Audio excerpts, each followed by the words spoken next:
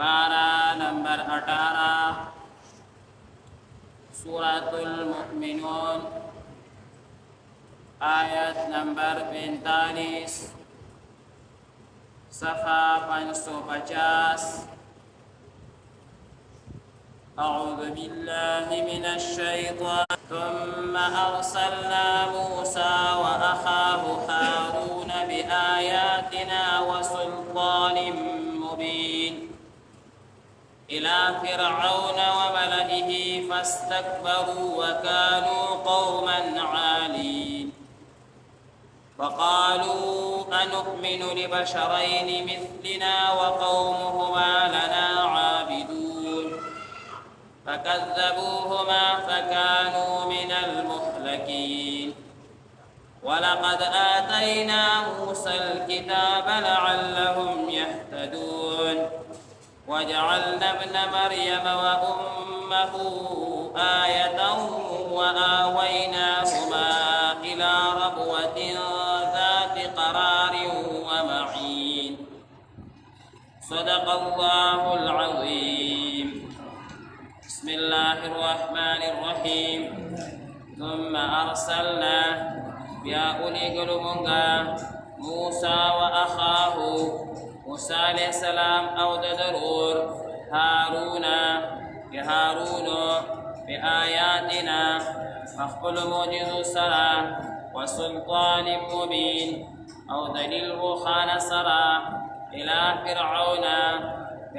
طرفتا وملئه أو داغ سردارانتا فاستكبروا بس أغوي تكبركو وكانوا قوما عالين أو دا قوم كبرجن فقالوا فاستيقويل أنؤمن أيمون إيمان رودو لبشرين أغد وسرو مثلنا إذا من بشاندي من المهلكين كهلاك دنكنا ولقد آتينا أو بشك ورقمنا موسى الكتاب موسى عليه السلام كتاب لعلهم يهتدون جد فارا شدي بسملاشي وجعلنا أو جور قرمنا ابن مريم سويد ببي مريم وأمه أو مرددا آية يونخا وآويناهما أو منقسي ورقودي دوارتا إلى ربوة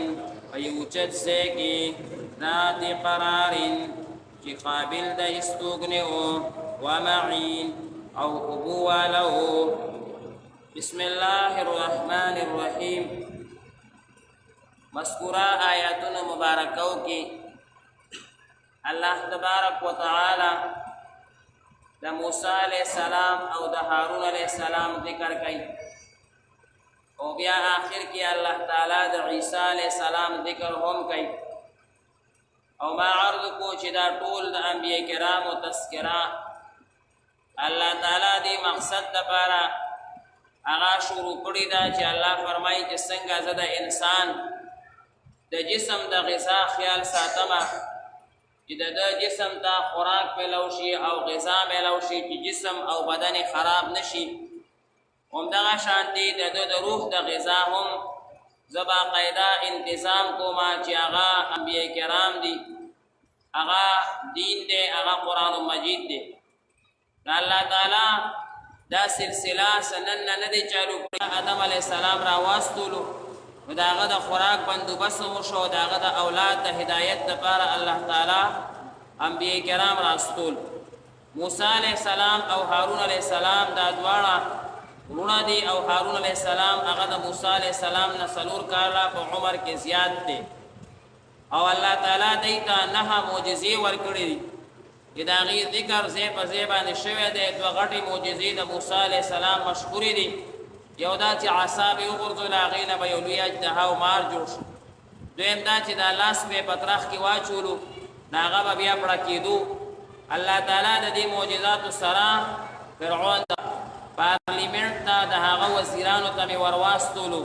نه هغوی څوکه فاستکبرو هغوی تکبر وکړو هغوی په خپل مال او دولت او په خپلو عهدو باندې تکبر وکړو تکبر چې د څه نه پیدا کېږي نو هغه هغوی سره موجود نو دی تکبر کو او وی د دی به مونږه څنګه خبره ومنو حالان کې دا خو زمونږ غوندې انسانان دي که الله تعالی زمونږ د هدایت بندوبست کولی نو مونږ ته به فرشتې راستولی وي ځکه چې مونږه غټ خلک یو نو غټ خلک ترې راته راستولی نه هم چې یو مالدار انسان ته یو غریب کس دعوت د دین ورکړي وایي ما ته د یو غټ مولا راشي او هغه چې په غټ ګاډي کې راشي او چې کوم دی نو اعلی جامې اچولي وي او ته بس یو دا غټ غټ خلک دا مالداره خلک دی په دې غریبانانو مولایانو باندې خپل بچیم نه دموي دی غټو غټو ته بولي ځکه چې ډېرې پیسې ویرانه والي د دی دا یو تکبر شرعین مثلنا دا هغه خلکو خبرو ونه چې زمونږ غوندې انسانان دي او پیسې هم ورسره نشته او خدای هم ورسره نشته صرف انسانیت کې را سره شریک دي نور خو زمونږ سره هېڅ ربط او تعلق هغه نه جوړېږي مونږ ته که الله تعالی هدایت کولی نو مونږ ته به یې فرشتې راستولی وی او بل دا بلکې زمونږ نه کم دي وقومهما لنا عابدون د دی خاندان هغه زمونږ غلامان بني اسرائیل هغه د فرعونیانو غلامانو نو دا یو غلام قوم دا مشرانو د نیکانو خلکو مونږ څنګه خبره ومنو دا یو تکبر وکړو الله تعالی فرمایي دا زما محبوب بندګانو موسی علیه السلام او هارون علیه السلام فکذبوهما د دې دواړو تکذیب وکړو نو فکانو من المهلکین دا نتیجه وه د دې د وجې نه الله تعالی وایي ما هلاک تباه او برباد مې کا او په سمندر باندې مې ډوب کا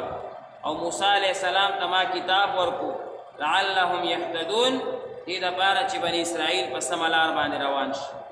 بیا الله تعالی د عیسی علیه السلام ذکر کوي عیسی علیه السلام او د هغه مور دا هم یو لویه معجزه ده چې بغیر د پلار نه بچې پیدا کېدل او بیا الله تعالی د هغه نه پیغمبر جوړوي لویه تربیت یې کوي الله تعالی فرمایي دا یو لویه معجزه وه وآویناهما الی ربوة الله وایي موږ دواړو ته ځای ورکو پناه مو ورکړه کوم ځای پیدا شوی دی او دغلته چینم ده اوبه هم پکې ډېرې خشته دي دا ډېر خشته مقام دی کله چې بیبي مریم